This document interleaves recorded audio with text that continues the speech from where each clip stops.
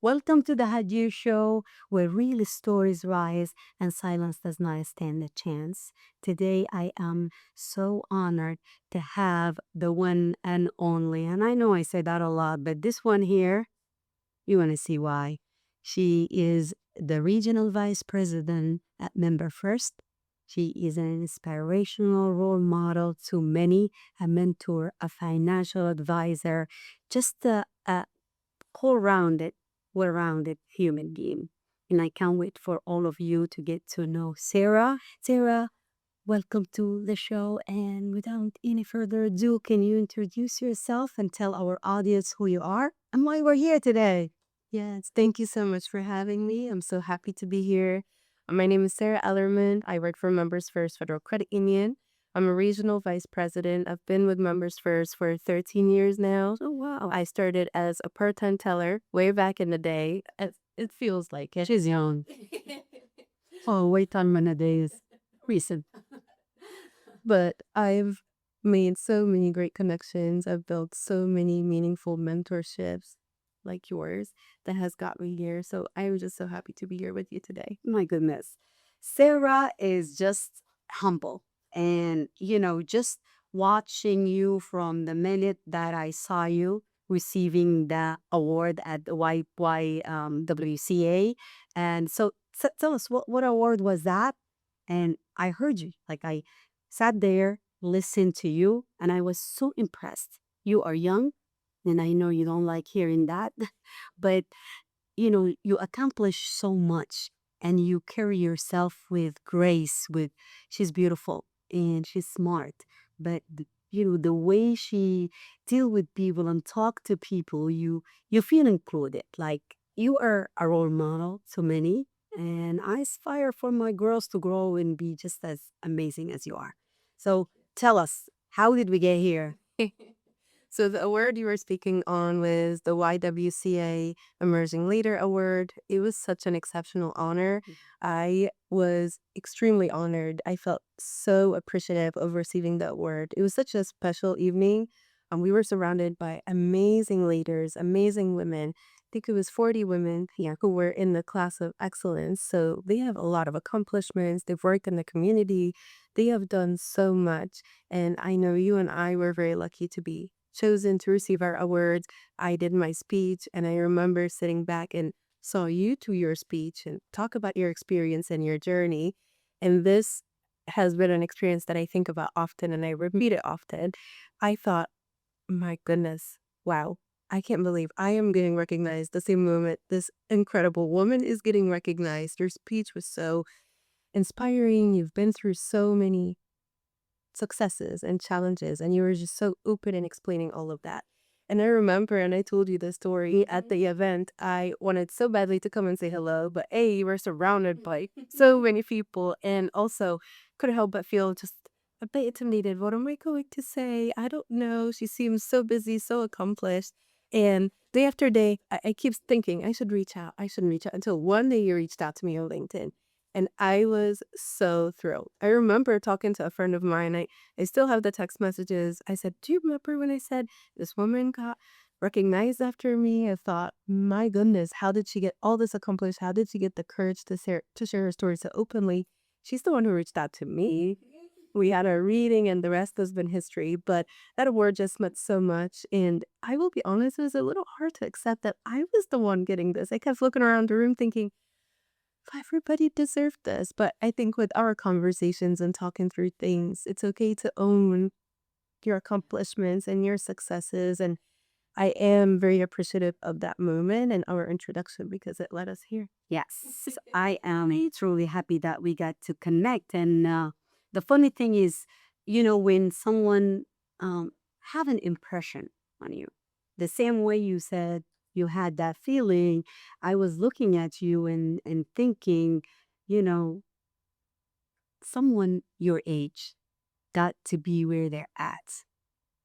And I know it is not easy as a woman, as a young woman, to be taken serious, to uh, feel like you deserve this. Like, imposter syndrome. We all, women especially, are made to feel that regardless of what you do, you're not worthy of what you have. And that's something I stand against. And we talk about that.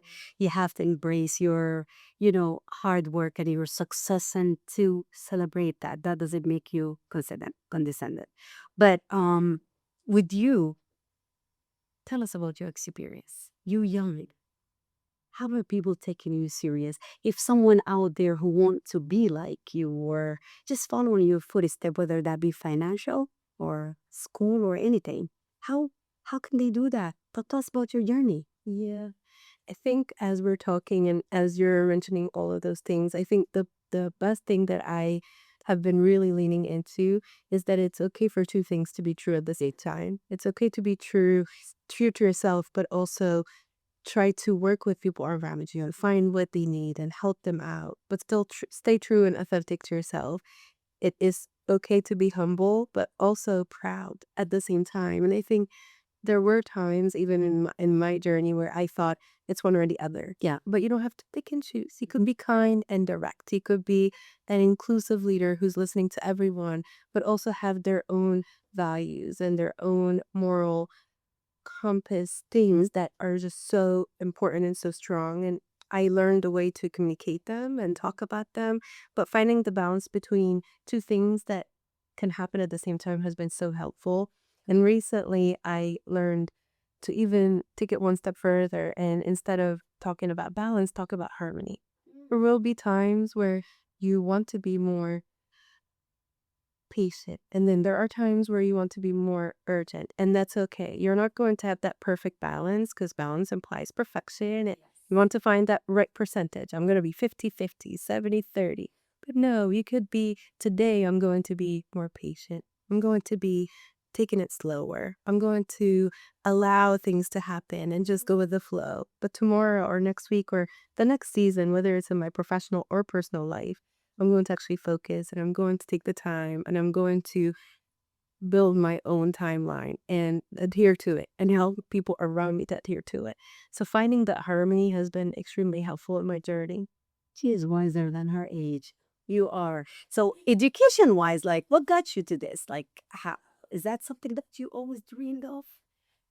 That's actually a really good question. Do you want to hear the whole story? I do. Let me be comfortable. And this is a long one, but I'll try to keep it short. So you know that I moved here from Egypt. I was 17 years old. And this is not something that I have always been okay and openly talking about it. But when I first moved to the US, I was not very good at the language. I think that everybody assumes that I've lived here my whole life or this, but when I first moved here, I was not. And I was so academically strong in Egypt. I was 17 years old. I was 1 year away from graduating. I was about to become a chemical engineer. Oh my God. And I was getting a lot of recognition nationally back in Egypt for all the good grades that I'm doing. My parents were encouraging it. I was so excited. That was the path. I knew it. I was ready. And then going into my final year of high school, that's when we learned, oh, we're moving to the US. We're going to start a new life. I actually begged my parents to not travel until the last day of my finals.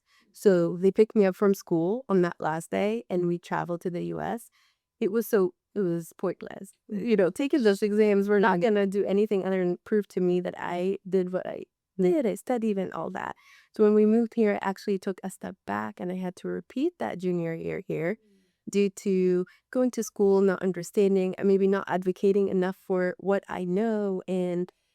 But I'm glad it all worked out for the best. So started in high school that, okay, well, is it really chemical engineering or should I explore different options? So finished high school, started the workforce, and I was actually working in retail. And a lady came up to me and said, I think you'd be great in banking. You should give it a chance. I said, no, not me. You don't want me. I'm so high school. I just moved to this country. I don't know anything. So she insisted and actually started working, and that was at Members First. She was my manager for 2 years. She really took me under her wing, showed me all things, and then quickly it's like, maybe banking it is. I started really giving it my all. I worked in retail along with banking for a while. I kept both. And then just one thing led to another. I kept getting very fortunate to have good mentors and good leaders who would say, how about this next step? How about you work on this? How about you do that? And of course, there were a lot of challenges, things that I had to learn and overcome. But 13 years later, I look back now on being upset at missing 1 year at high school or not going into the engineering school I wanted to. And it all panned out to be exactly where I need to be. Yeah. So that's how I got to banking. This is, did anyone expect this? Seriously, no. This is like a turn. But that shows the mentoring, and I think that will even make us jump to your mentoring. Yeah, the importance of having someone who believed in you, yes, and supported you. Say her name so we can give her a shout out if you want to. Of course, Kim Warren. She was my manager, my mentor, the person who got me started. Yeah, is she still with Member First? No, she is retiring now. She's retired, enjoying that life. But I will definitely reach out to her after this, and as I always do every time I remember her and thank her for everything she did. We thank you here from the Hagir Show for giving us this amazing lady right here. So the mentoring. Tell us what you're mentoring, because I am extremely passionate about mentorship. I learned that without mentorship, at times you could get lost. You could then believe yourself. I'm not good. I don't know what I'm doing. And without the right mentor who has that right harmony between believing in you, pushing you, being tough, being honest, those are the people who pull you from that self-doubt and really help you get to the next step. So with everything that I have received, good leadership and good mentorship are not always the same. I've had good leaders, but I've also had good mentors who were not leaders. yeah, They were just friends or peers or people that I meet, and we end up building a great connection. And I soak up all of your knowledge and wisdom. So, with that being said, something I'm so passionate about is finding the people who are just not believing in themselves. And I think because I started there, I have a good eye for it. And when I see that, it's the best project. Let me work with you. Let me help you. You need to see your own worth and value. yes. And then the magic comes through. It really does. The confidence, the energy, the dedication. And then to see someone like that turn into a mentor themselves or work with someone and get them to the next step, it just feels like the right that's exactly what I want to do. Not only mentor people to meet their goals, but mentor them to help them believe in themselves to the point where I want to do that for the next person.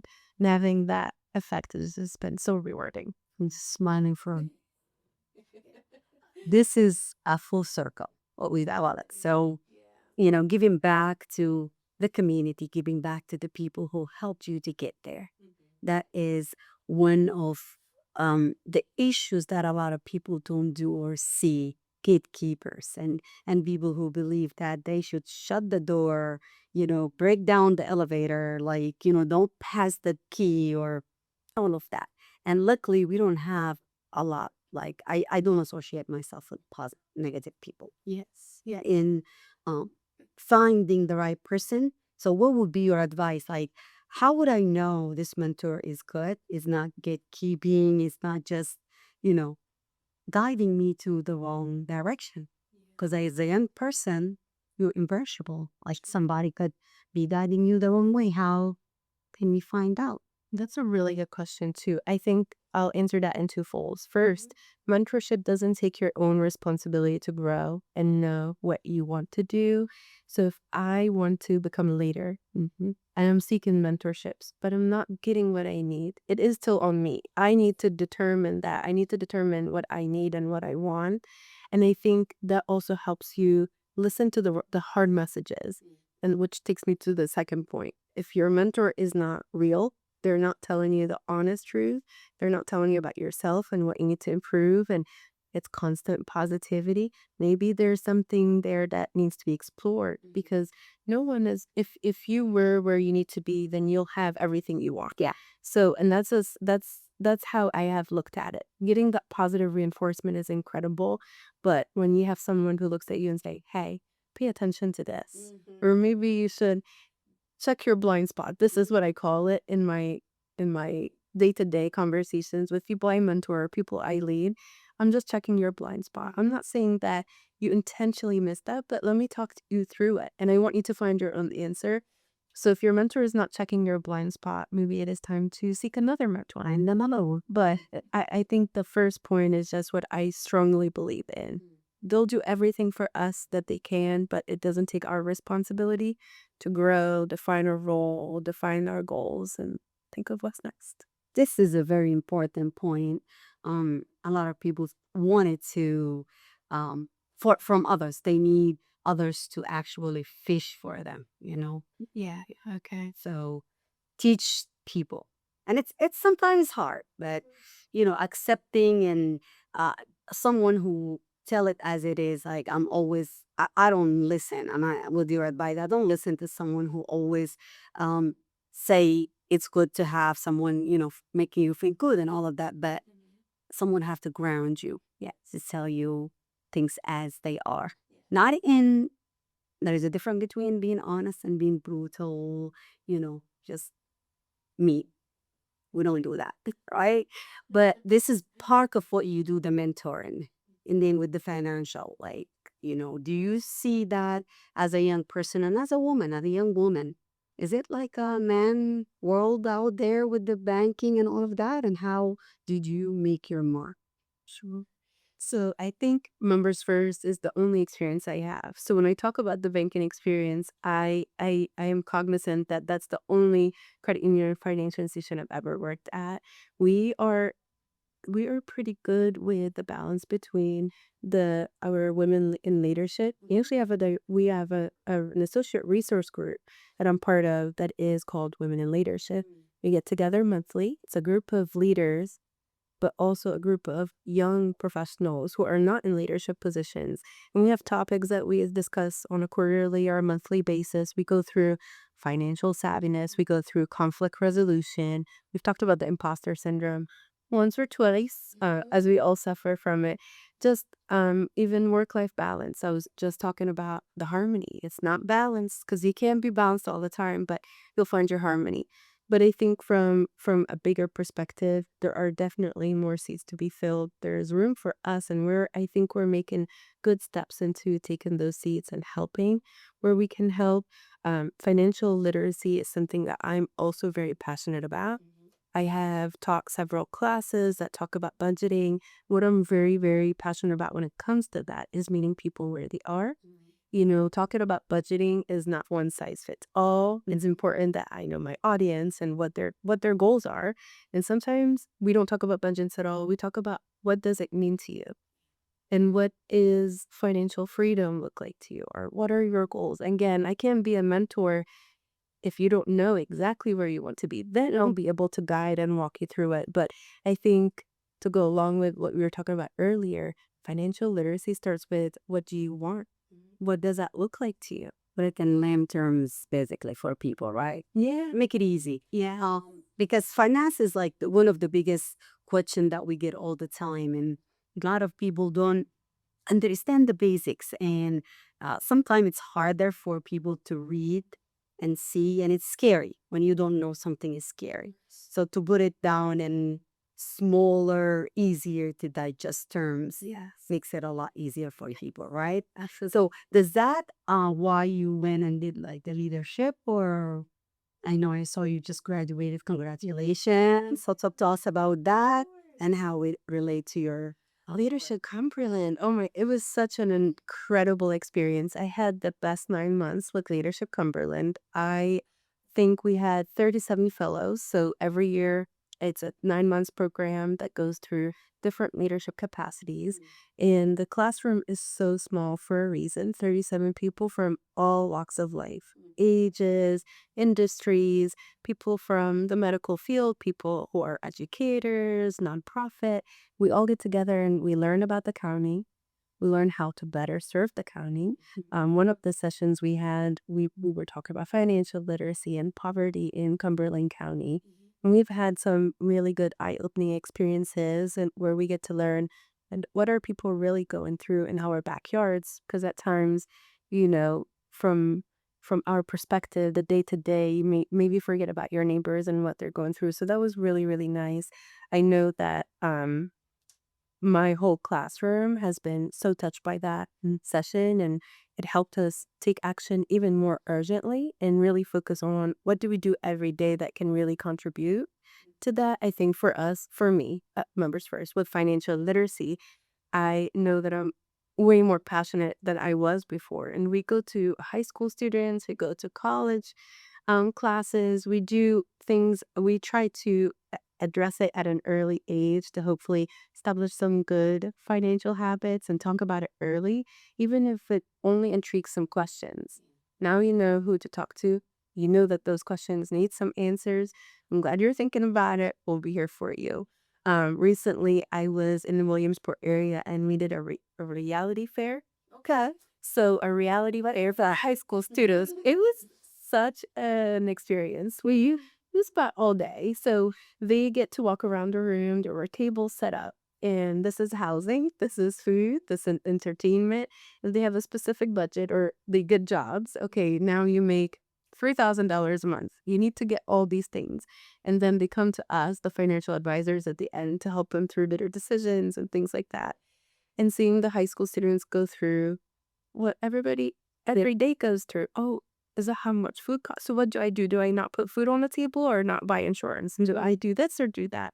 And having those one-on-one conversations with the students felt that's exactly what we need to be doing every day with I and we will try to do more and more of that. But it was so incredible to see that we're getting there at the right time, right place, so hopefully equipping them with better. Amazing. Yeah, this is all, this has reminded me of, if you see the model for Kidzania.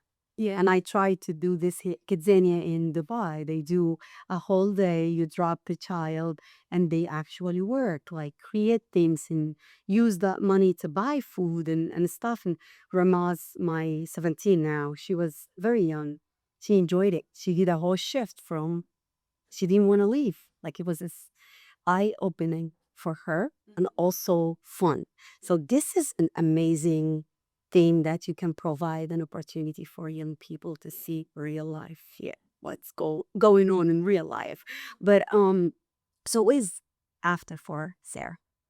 Well, so far we talk about, you're well known, you're inspiring, doing a lot of work in the community and your own personal growth and you what is next. That's oh, okay. That's a I love the question. I mean, so beside advancing in member first and yeah. doing things, what do you see Sierra doing for the community? It doesn't have to be work, I know this is Yeah. Well, I think I'm very fortunate because I can do both at the same time. And I get the support to do community work and go do things that are not only fulfilling, but also really do help the credit union and really help the community. But for me, I think what's next is continue working on building the new generation of leaders. Want to see people who never thought they could do it, do it. That's what I'm really, really focused on, what I keep working on. I think continue to partner with amazing organizations like yours. Do more because it will never feel like it's enough. Every time we come and see how much growth you've had in the center, how many people are now coming through, and how many more families are getting support from you in so many ways. I don't think there will ever be a point where I think I'm doing enough for you and for organizations like you. So that's what's next. Keep working on this and hope to get to a point where I can see the difference and maybe recruit more and more people to come through this journey with us and see all the impact that you're leaving on the community and helping more and more. let me tell you guys, anyone knows me for the past 20 some years, watched the show for the past, 13 years. No, I don't sugarcoat things and I don't say things just for the heck of it. But Sarah, like, before member first, before Sarah, member first, before Sarah, member first, after Sarah. It is a huge difference. It is an organization that, a community credit union, right? But the past, since I got to know you, maybe not 13 years, but the few years that I got to see your work, I truly got to see the community. And I said that before, but I got to see the embodiment of the community banking or community credit union. You're always there. You're offering advice. You're just your smiley face, and that few people from the member first, but to me, it will always be associated with you. So member first, you can write, keep her. Keep her.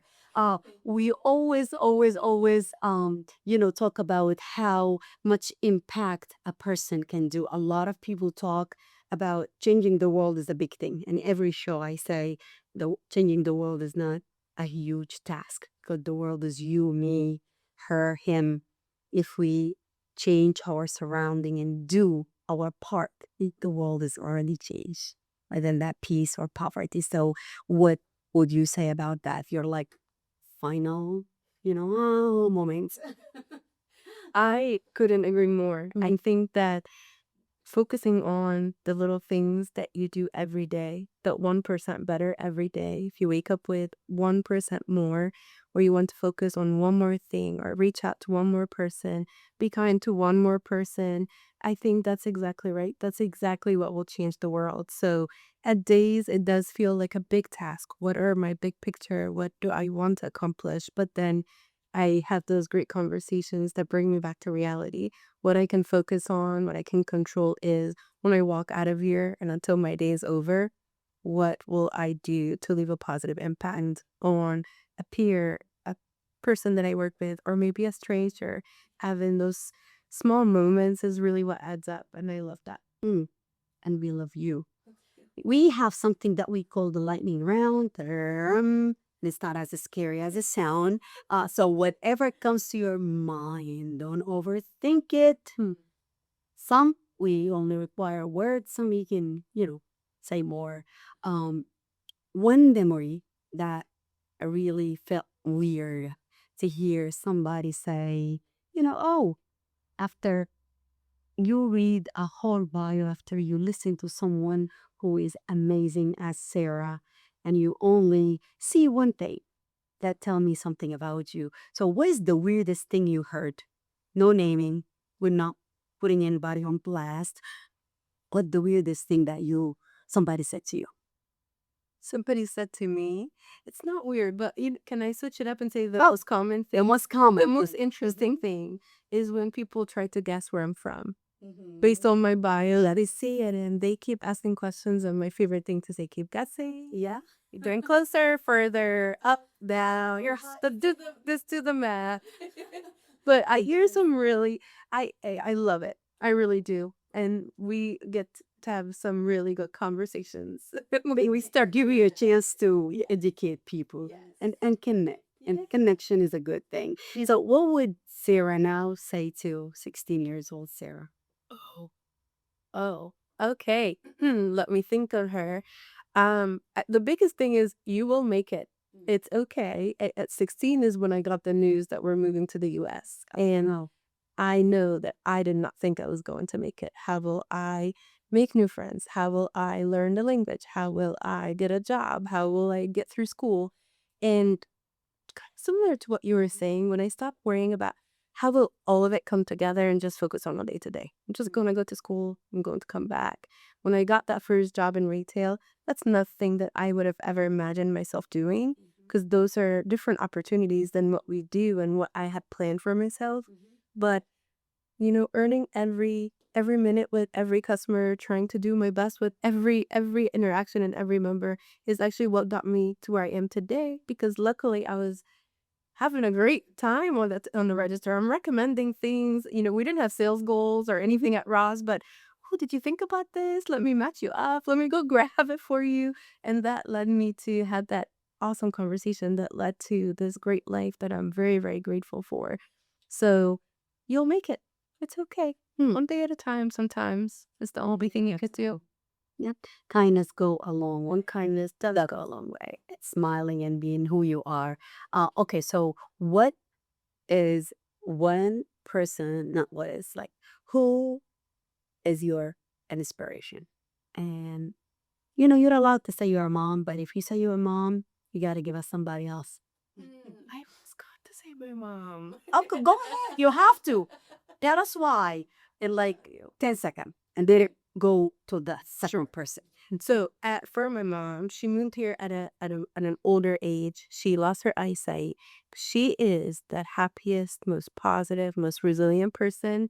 She cannot go anywhere without making a friend. Talking about mentorship, she mentors everybody. The person that picks her up on the bus to the person that, she helps at the cashier, she'll call me and say, I learned something new today. You have to work with this person. Let's see what we can do. And to be this resilient and learn the language and learn what to do and get around and stay as positive as she is, you can't.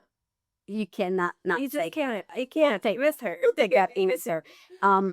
Who else? Whether it's fictional, someone is alive or dead, like could be, the second person after mom. I'm gonna say you are. Not we want to. Okay, all right. To see what you've done with this space, really, really quickly, because I know, when we first met, you gave me this vision of what you want to accomplish with the vision here at the center. And few months later, and every time I come, it keeps getting closer and closer. But you were so passionate about it that the way you painted the picture, I can clearly see it. I knew exactly what it's going to look like before you even had the space. So to fast forward all these months and now to see everything becoming reality, seeing how hard you work and how positive you stay and how you rally and put your arms around everyone that comes through your life is just such a great inspiration. And your speech. When I win that award that you won. Love you, love you. Okay, you're still not off the hook. I know. Me and your mom, we don't count. But anyways, if you don't think we will go back to it. But chocolate or vanilla or what do you recommend? When it comes to ice cream, definitely vanilla. Okay, Everything else, my chocolate, my girl, my girl. Cats or dogs? dogs. Who's your celebrity crush? Oh, Well, I have to say that. I don't know if I Denzel Washington is mine to make it easy for you. pick you. You know. Yeah. Um, Last thing you want to say in few seconds, what advice would you give to everyone out there? Yes, your best. My last piece of advice is as life goes on and mistakes happen, just keep remembering the lesson, but forget the mistake. Oh, forgive yourself so you're able to move on, but own that mistake. It's your lesson. It's what happened for you, not to you, in order to help you grow, in order to help you get to the next step. So this is something I repeat all the time. Forget the mistake, but learn the lesson. Oh my God, I don't think we can end it any better. Thank you, Sarah, for being here. Thank you for everything you do and for making Central PA the best place to live. And for all of you out there, remember to be the change that you want to see in the world.